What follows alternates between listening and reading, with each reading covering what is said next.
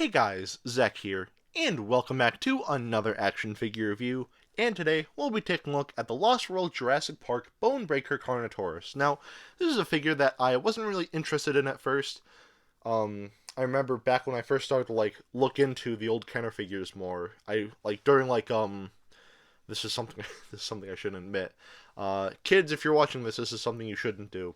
But during my classes in my freshman year of high school, I just go onto eBay and just scroll through just look for old Kenner Jurassic Park figures and just see what I could buy or just what was available and what deals I could get for them. So yeah, this figure popped up and I never knew it existed until then. So then I did some more research on it and I didn't like how it looked. I just thought the sculpt was just weird. And I thought the Demon Carnotaurus looked a lot better. So the Demon Carnotaurus was the one that I was trying to look for the longer time. So sure enough, after the toy leaks for Fallen Kingdom came out, they revealed, or they didn't reveal, but they leaked their or why do I keep saying they? Their leaked images. What am I trying to say? There were leaked images of their figures that weren't supposed to be out yet, and one of them was their Carnotaur figure for the line. Their Action Attack Carno, I think it's called. I'm not 100% sure. I don't remember. But I remember I looked at it, and then I sort of thought to myself, yeah, I think it'd be a good idea to get the Bonebreaker. Just to have all the Jurassic Park and Jurassic World Carnotaur figures. So, yeah. So sure enough, I look around, and I couldn't really find anything for a good price. So then recently, I decided to look for this thing. And then I saw this listing for it. I thought it came with the skin piece. So I said, okay, it was expensive, but I did it anyway. Sure enough, if you watch my unboxing video, you would know that the skin piece didn't come with the figure, and I was very disappointed. Someone recommended to me that I should contact the seller, but I feel like if the seller had the skin piece, I feel like he would sell it along with the figure, so maybe he lost it when he was a kid, I don't know. So, yeah. Speaking of subscribers, this is something I'd like to point out. Your name escapes me right now, so I do apologize for forgetting your name. But the Amazing Spider-Man fan 2014, I think your name is. If you're watching this part, I just want to point out that he actually made a really cool intro for my YouTube channel. I won't use it now because right now I'm not really editing my videos. But once I do, that's when I'll use it. So I do plan on using it. I just need to once I start editing my videos, I'll start to use it. So, Amazing Spider-Man Fan 2014, you're great. Thanks so much for making that. Honest to God, it was really cool. So, yeah, I'll link that in the description below, so if you want to check it out, go ahead. So, yeah, anyway, here we are with the review, and yeah, that's pretty much all that happened, so let's just get right into this. So, first, we'll take a look at the painting, and the painting on this figure is actually very nice. I like it a lot, so let's take a closer look. So, as we can see here, most of the body is this reddish color, which does look nice, and we do have some black patterns on the back of the figure, and even on the tail here, which is nice. The underside of the figure is painted green, and the dino damage bit here is painted red for the muscles, and it is painted white for the ribcage. The toenails and fingernails are painted black, which is nice. This is something you don't really see in a lot of the newer Jurassic World figures by Mattel. They usually just ignore the fingernails, but they actually painted them, so I think that is really cool. So, yeah, on the side of the leg here, we have JP number 26, and I don't know if you can see it, but we have the Site B logo right there as well. So, yeah. Anyway, going to the eyes here, we can see that they are painted green with the black slit. A little bit of white there as well. Looking at the inside of the mouth, we can see almost like a pinkish purplish color for the inside of the mouth, which does look nice. And of course for the teeth here, we have this whitish yellowish color, which does look nice. And yeah, that's pretty much it for the painting on this figure. And the painting on this figure is really good. I like it a lot. I mean, there's some scuff marks, sure, like on the leg here, there's a bit of red. And the toenails here, they're all scuffed up. But this is a toy from almost 25 years ago, so I feel like something like this would be perfectly fine. Because this is a very old and vintage figure, considering. So, Yeah. Also, another thing I really like about the paint is that, like, well, for one, it's clean, and it's a lot cleaner than most of the, actually, pretty much all of Mattel's new Jurassic World figures. But the thing I like here is that, like, the colors actually match the Red Rex, and the Red Rex is actually my favorite dinosaur figure of all time. You know, just a fantastic figure. I love it. So, yeah, it's cool to see that here. I doubt it was intentional. I'm sure they were just like, the colors are cool, so we'll just go with it. But yeah, no, it's still cool to see that color scheme here. So, yeah. Overall, the painting on this figure is actually very nice. So the painting here definitely gets a pass. Now we'll take a look at the articulation. And the articulation is pretty simple. So basically the arms can move upwards like that and downwards about that much.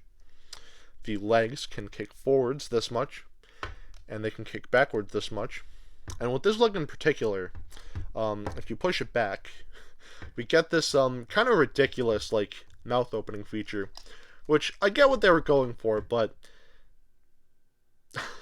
that looks kind of weird. I'm sorry, but yeah. And the reason like for that, well, it's the bone breaker, so like it just like chomps down and breaks bones, which is something Carnotaurus never really did. That was more of like a T-Rex thing. But basically, this figure I actually did get some accessories with this figure. So let me just move Carno here to the side for a bit. So we do have some capture gear. It's alright, like there's no paint to them, they're just like solid like brown pieces of plastic, but the sculpting and detailing is alright. So basically, what these are, basically, they attach to like the Carno's head. There's like a head restraint, and that sort of like kept the Carno in place. So then, like, it just sort of, like, captured the Carno. And then, like, the Carno, it would just, like, break out of it. Like so. So, yeah, that's something I find really cool. We got some capture gear for, Series 2 of the original Jurassic Park toy line. For the Lost World, they started to, like, make it so that way you can still, like, capture the dinosaurs, but they can, like, break out of their capture gear as well. It was like that for the Pachycephalosaurus. It could like burst out of its capture gear, and same with the Thrasher T-Rex too. So I really like that as well. Also, we do get some shackles, and they just go around the ankles, which is pretty self-explanatory. Very flexible piece of plastic. So yeah, there's that. So yeah, that's that. Pretty simple. So. And it comes off pretty easily. A little tight, but it's fine.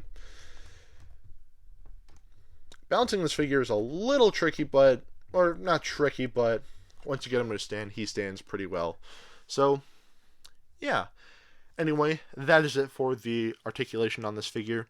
And the articulation on this figure is for what it needs to be. It's not perfect, Could there be more? Maybe. No, not at all, but like, yeah, it's fine. The articulation, like, that's not really a main point to be, like, super articulated. It's just to be, like, this cool Carnotaur toy. So, yeah, I think the lack of articulation is perfectly fine. So, the articulation on this figure, I'd say gets a pass. Now, I'll take a look at the sculpt, and the sculpting on this figure, yeah, where do I start? So, first of all, the dino damage piece here, looks kind of weird here.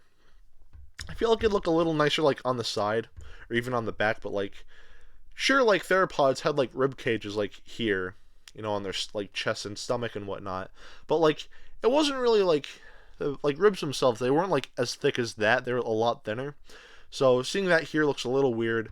Again, it would look a little nicer if it was, like, on the side here. That would look pretty cool, but, that's just me.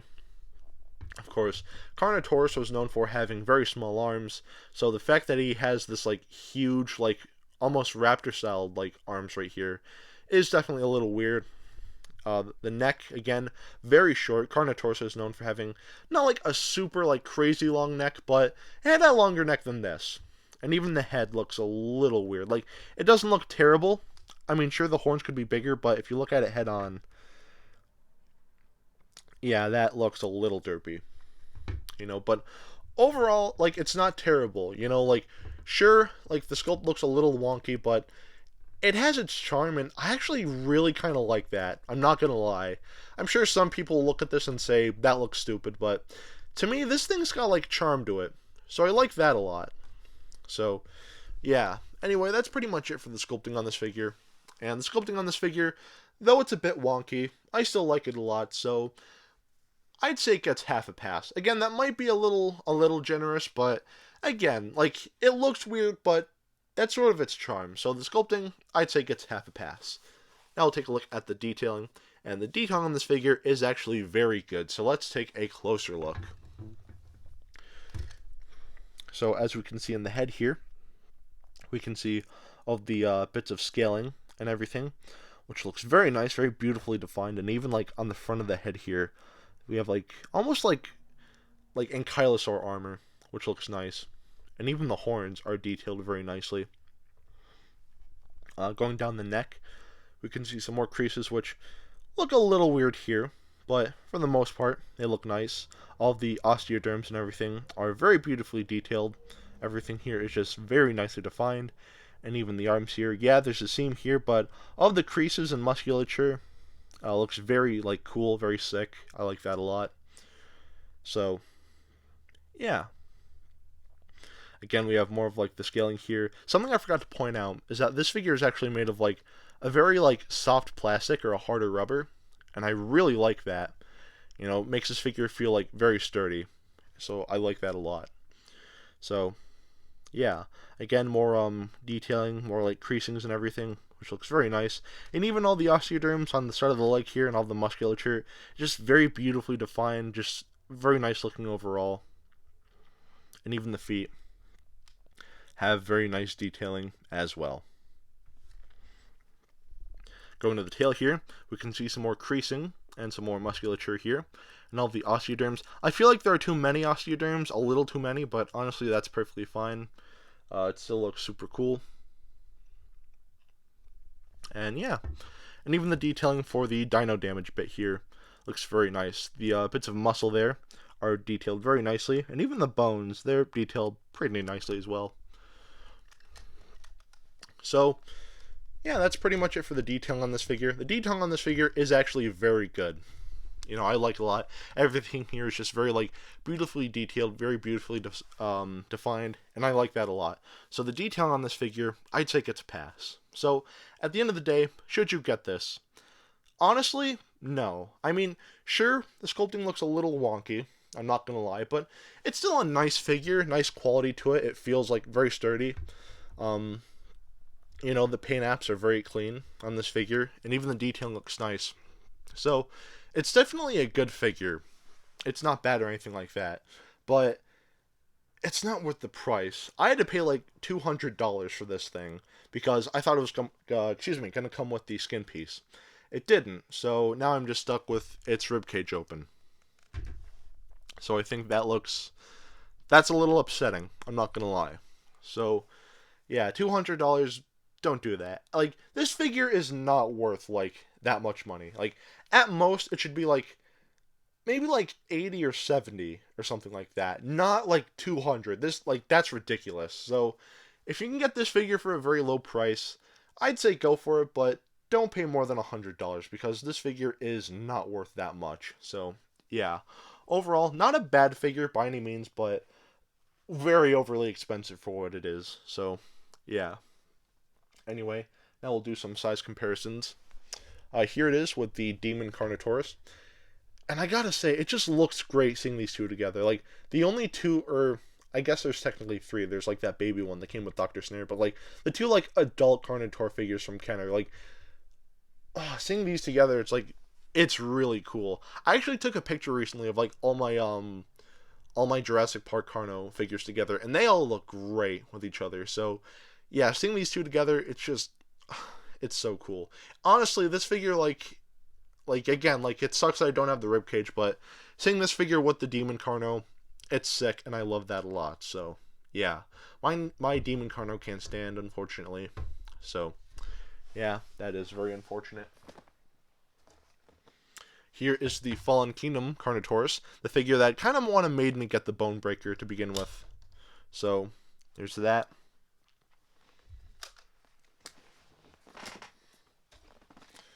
And here's the recently reviewed Toro the Carnotaurus. And this is where I get into like a bit of a tangent. I won't go on for too long. But I was just thinking about this.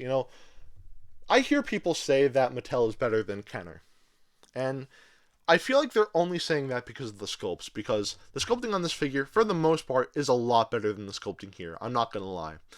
But as far as like quality goes, like this figure is better because like Toro here, very like thin plastic, very cheap feeling, just not good at all. Where this figure, it feels like very sturdy. It's made of like almost like a rubber material, so like it's very like sturdy. It's not gonna like break anytime soon. In fact, I am confident. I wouldn't want to test this out because I paid a lot of money for this, but like I feel like if I took a hammer. Now, I know I get a little extreme with these like hypotheticals, but hear me out. If I were to take a hammer, I feel like this figure would survive because like sure it would get banged up, but overall I feel like this would survive. This, no, not at all. So, like the sculpting here, it's better. Sure, you can say that, but the overall like quality and the paint apps and everything, like overall, this is just like as a toy, this is much better. As far as like a thing to look at, this is good. This is better, as far as sculpts go. But this, like, as being like a toy for kids, this is way better by a long shot. So yeah, I just wish Mattel like did more so like this, just like better quality plastic, like even like rubber like this, like hard rubber, soft plastic. That'd be really cool. Better paint apps, better quality control. This like that, all of that just like plagues the newer Mattel figures. So hopefully that changes in the future. I really do want to be able to say that Mattel is better than Kenner, but right now they're just doing a lot of things with the line that I just really don't agree with. So, yeah, that's pretty much all of my Jurassic Park Carnos. I have some smaller ones, but I don't really feel like it's worth it. And of course, as tradition, here's some hand sanitizer, and here's Dr. Billy Grant. And Dr. Billy Grant is way too small. I feel like maybe like a kind of figure would scale better. I don't have one on me, unfortunately. Normally I would, but I just forgot, so I do apologize for that. So maybe like if he was like maybe like that'd look nice, but honestly it's whatever. This is a Jurassic Park 3 human figure, so they're a lot smaller than the Kenner, Jurassic Park, and Lost World human figures, so yeah. Anyway, that is it for today. Have a great rest of your week, and I will see you in the next video. Peace, Zack out.